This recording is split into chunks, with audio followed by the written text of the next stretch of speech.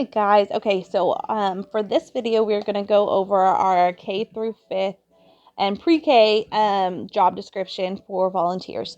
Now this one is a little bit different now that we are kind of in a smaller volunteer pool. So things might change, but for right now this is basically the overall view of what we expect and the different policies that we have in place for all the volunteer teachers. Now, pre-K is going to be a little bit more hands-on, a lot more hands-on. It is full service, so you will receive your pre-Kers who are 3 to 5 years old from 9 a.m. or 11 a.m. until the end of service. They will go in there with you. You will be able to do a little bit of worship. We have a TV set up in there that has the our YouTube playlist, so you can do worship with them for a few minutes. And then we have a really awesome curriculum that goes all the way through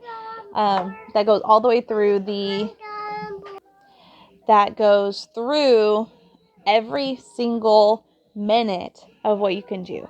Now, any crafts involving food, glitter, or paint, we skip those because it just becomes a huge mess, and we had never found it to be worth it for the end product. So we skip those specific ones, but anything else, we go straight into it. We have all of the craft supplies there for you. Coloring pages, we have the printed lesson. So everything will be provided for you. Now, I'm not going to lie, this is a difficult class, not because the kids are terrible or anything, but it's just a long class to be able to maintain their attention. Now, that's why I personally suggest that you split it up. If the lesson itself doesn't do it, which it normally does, have games, lesson, song, game, craft, lesson, like if they split it up pretty good. If they don't do that, then just rearrange how you plan on doing it. Make sure that you read over the lesson. That's very, very important. In any of the teachings that we have, because obviously we want you to know what you're teaching. So, and a lot of these kids, they've been in church for a little while and they do know their stories. So if you mess up, they could correct you. It's happened to me before.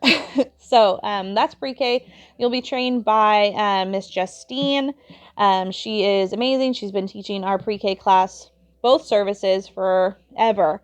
And so I know she is ready for a little bit of a break, and she is a great teacher. She's a great trainer for you guys. So she'll be your point of contact if you are interested in pre-K class. Now, going from K through 5th, currently we have all of K through 5th plus 6th, 7th, and 8th grade in a big room lesson. We do worship together, and we are starting and implementing the first Sunday of the month to go do worship downstairs with the adults. One, because it is baptism Sunday, and I think it is very important for our kids to be a part of the baptisms, but also just to give them a feel for what worship looks like downstairs. So for the first Sunday of the month, we will be downstairs for worship, and then we will come back up for the lesson. Every other Sunday, we will have worship upstairs for the kids. We have videos and dance moves, and we try to make it as fun as possible with what we have. And after worship, we ask them to grab a chair. They come sit down. They hear the lesson. Now, first service is a little different. First service is all one big group until we can get more volunteers, and then we will split it up. In the past, we've had first service, 9 a.m., be more like Sunday school. So they do worship, and then they immediately go into classes and have more of an intimate teaching and intimate time for that whole hour.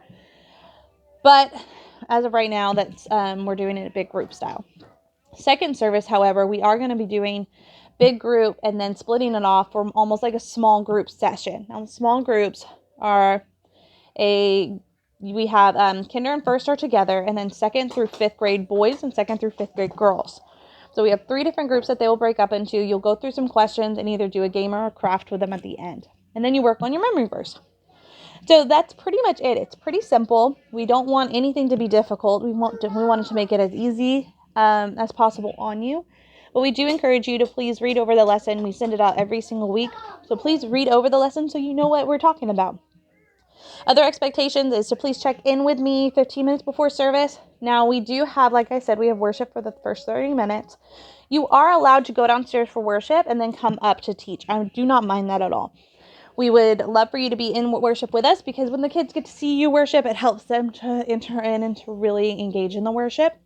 But I also understand that worship is very important for us as well. It's where we get to just give our praise to the Lord. And if you would rather go downstairs for worship, that is totally fine.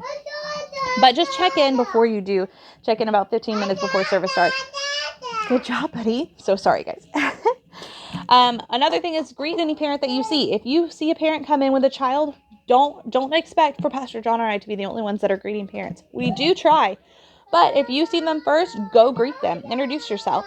And then you can introduce them to us if you feel like it's necessary, or you can just take the kiddo and say, we're going to do worship together. Let's go.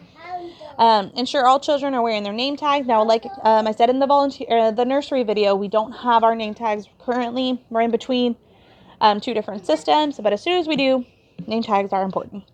Always respect every single child. It is very, very important that we show the same respect that we expect from them. Never touch a child. Engage only in positive, Christ-centered interactions. Help to make sure the room is picked up and cleaned after service. And report any incidents to myself or Pastor John. We will attach this paper into the email that we send out. And I would thank you guys if you have any questions. Just let me know in the comments or email me.